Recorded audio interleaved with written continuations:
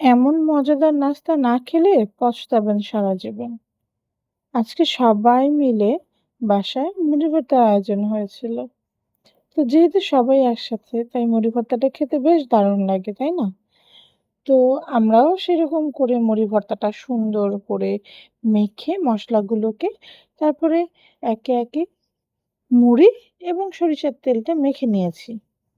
ভর্তাটা খেতে এত অসাধারণ হয়েছে আপনাদের কি বলবো? না খেলে আসলেই মিস করবেন। খেয়ে নেবেন কিন্তু।